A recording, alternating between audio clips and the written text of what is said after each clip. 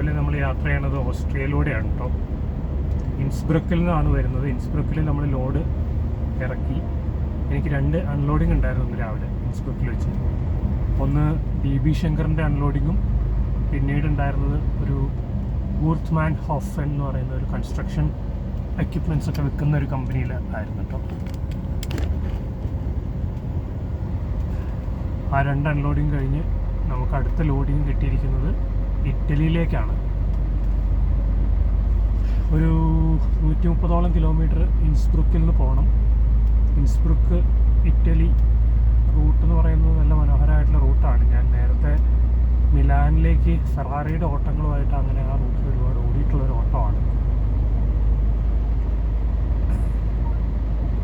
എന്നൽപ്പം കാലാവസ്ഥയൊക്കെ തെളിഞ്ഞ കാലാവസ്ഥ ഉള്ളൊരു ദിവസമാണ് കേട്ടോ. അതുകൊണ്ട് നല്ല മനോഹരമായിരിക്കുന്ന കാഴ്ചകൾ കാണാനായിട്ട് സാധിക്കും എന്നുള്ള വിശ്വാസത്തിലാണ് പോകുന്നത്. പൊതുവേ ഓസ്ട്രേലിയ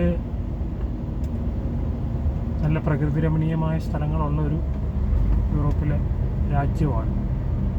അനേകം മലകളും അരുവികളും പുഴകളൊക്കെ ഉള്ളൊരു സ്ഥലമാണ് ഓസ്ട്രിയ.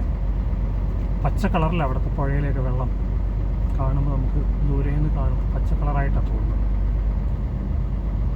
മലകളിൽ നിന്ന് വരുന്ന വെള്ളമാണ് അതിനകത്ത് കൂടുതൽ ആൽഗ് അങ്ങനത്തെ കണ്ടൻറ്റുകൾ ഉള്ളതുകൊണ്ടാണെന്ന് എല്ലാ ആളുകളും പറഞ്ഞു കേട്ടിട്ടുണ്ട് കേട്ടോ.